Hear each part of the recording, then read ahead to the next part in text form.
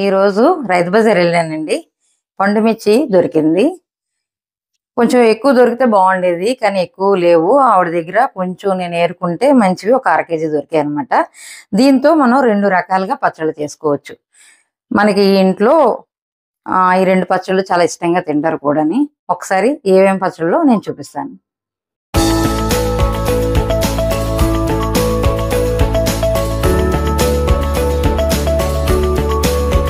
నేను ఇప్పుడు ఈ పండుమిర్చితో గోంగూర పండుమిర్చి పచ్చడి చేస్తానండి.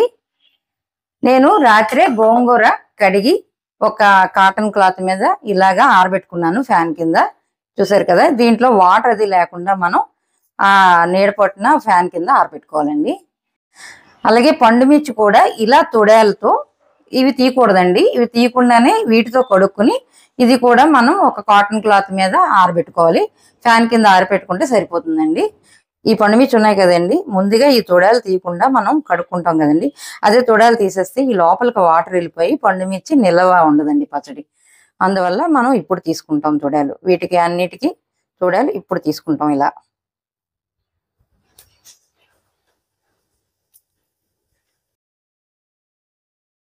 ఇలాగా బాగున్నవి మనం తీసుకోవాలండి.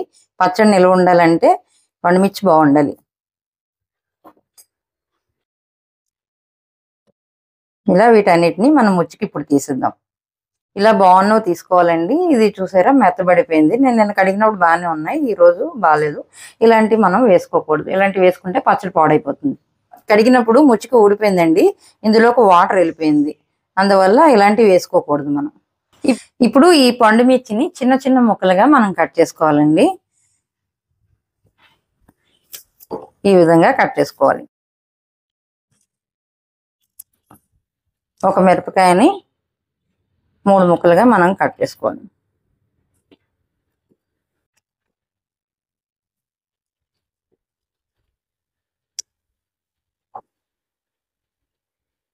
ఈ విధంగా అన్ని చిన్న చిన్న ముక్కలు చేసుకున్నామండి. మనం అర కేజీ పండుమిర్చి తీసుకున్నాం కదండి. ఈ అర కేజీ పండుమిర్చికి మనకి 2 నిమ్మకాయలంత సైజు చింతపండు పడుతుందండి. ఇందులో మనం చింతపండు వేసుకుందామండి. ఇలా చింతపండు ఈ పీచు లాంటిది లేకుండా, మనం పిక్కలవి లేకుండా ఇలా తీసుకుని వేసుకుందాం. దీనికి నేను కళ్ళుప్పు వాడుతున్నానండి. మనకి దీనికి ఒక టీ గ్లాసు కళ్ళుప్పు మనకు పడుతుంది. ఉప్పు మనం చూసుకుని కూడా మనం కలుపుకోవచ్చు. నేను ఇందులో కొంచెం వేసి మిక్స్ చేస్తానండి. ఇందులో చింతపండు ఉప్పు వేసాం కదండి, ఒక్కసారి నేను మిక్స్ చేసుకుంటాను. చూసారు కదండి, చింతపండు ఉప్పు ఎలా మిక్స్ అయిందో. ఇందులోనే ఎల్లుల్లిపాయ రొబ్బలు తీసుకోవాలండి, తొక్కతోనే వేసుకుంటాం. ఇది ఒక పాయ నేను తీసుకున్నాను. రొబ్బలు కూడా వేసి ఒకసారి మిక్స్ చేద్దాం. ఇందులో మనం ఉప్పు, చింతపండు, ఎల్లుల్లిపాయ వేసుకున్నాం కదండి, ఇందులోనే ముక్కలు చేసుకున్న పండుమిర్చి కూడా వేసి ఒకసారి మిక్స్ చేద్దాం. ఇలా కొద్ది కొద్దిగా మనం అన్ని వేసుకుని కచ్చా బిచ్చాగా మిక్సీ చేసుకుంటామండి. ఏ టైప్ ఆఫ్ రింగ్స్ అండి? మంచి పీకాక్ డిజైన్ అన్నమాట, చాలా బాగుంది. బాగున్నాయా? చూసారు కదండి, ఇలా ముక్కగానే మనం మిక్స్ చేసుకోవాలి. ఇలా దీన్ని బౌల్లో తీసుకుందాం. మనం తీసుకున్న అర కేజీ మిర్చి కదండి, ఇందులో నేను సగం ఇటువైపు ఒక బౌల్లో తీసేస్తున్నానండి.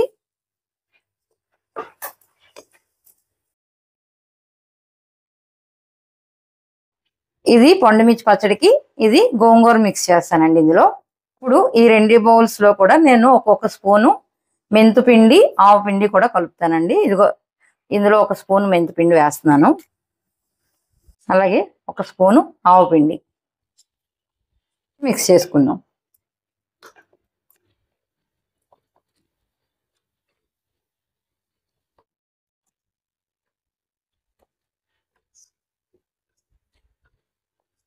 పండుమిర్చి పచ్చడి మనం దేంతో చేసుకున్నా అండి, ఇలా కచ్చాబిచ్చాగానే ఉండాలి.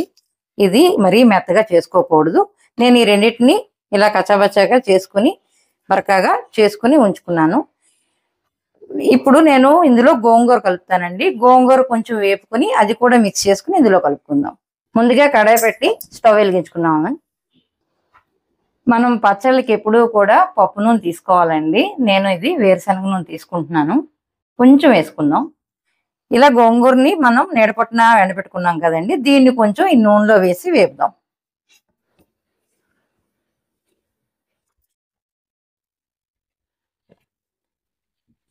ఈ గోంగూర చూసారండి ఇలాగా నూనెలో వేగుతుంది.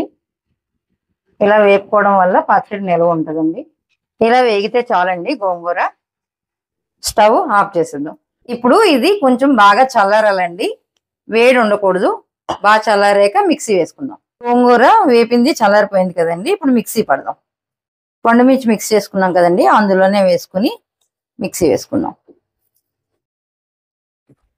ఇది కూడా మనం మెత్తగా రుబ్బుకోకూడదండి, కచ్చాపిచ్చాగానే ఉండాలి. కొంచెం నేను పండుమిర్చి మిక్స్ చేసి ఒక భాగం ఈ కప్పులో తీసుకున్నాను కదండి, ఇందులోనే నేను ఈ గోంగూర మిక్స్ చేసింది కూడా ఇందులో కలుపుతాను.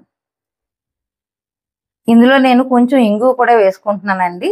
ఇది మీకు నచ్చితే వేసుకోండి, లేకపోతే లేదు, ఆప్షనల్. పండుమిర్చి పచ్చడిలో కూడా నేను కొంచెం వేసుకుంటున్నాను. ఇప్పుడు దీన్ని మనం మిక్స్ చేసుకుందాం అండి.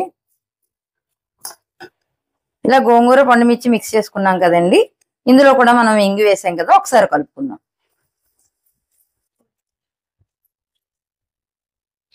ఇప్పుడు ఇలా కలుపుకున్నాం కదండి, ఇందులో ఉప్పు సరిపోకపోతే గనక మళ్ళీ వేసుకోవచ్చు. ఎందుకంటే గోంగూరకి కొంచెం ఉప్పు పడుతుందండి, చూసుకుని మీరు వేసుకోవచ్చు ఎవరైనా సరే.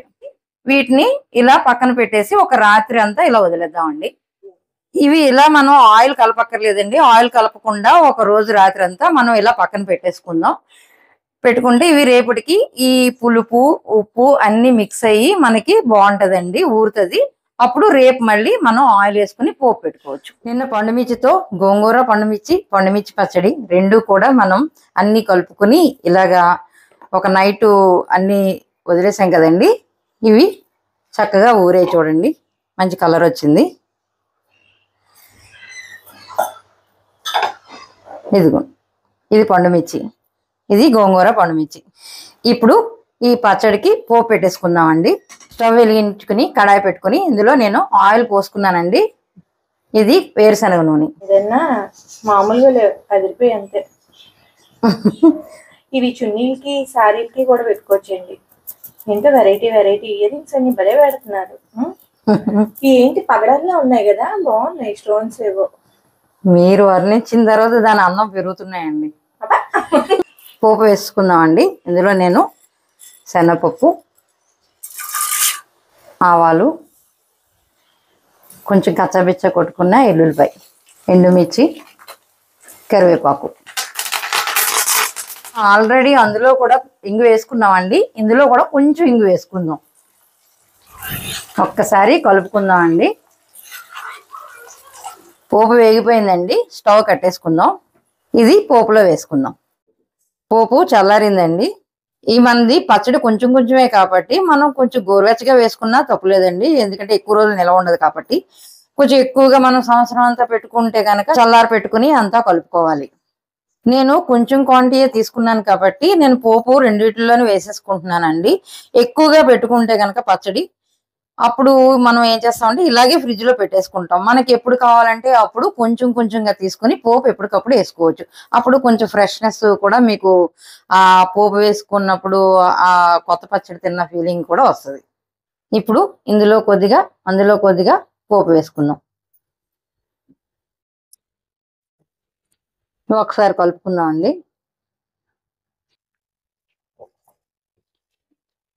పచ్చడికి ఎప్పుడూ కూడా నూనె ములిగినట్టు ఉండాలండి, ఎందుకంటే పచ్చడి పాడవకుండా ఉంటది, నెక్స్ట్ టేస్ట్ కూడా ఉంటది. గోంగూర పులుపు కదండి, కొంచెం మనకి ఇది మాత్రం నూనె బాగా తీసుకుంటదండి, నూనె పీల్చుకుంటది ఎక్కువ.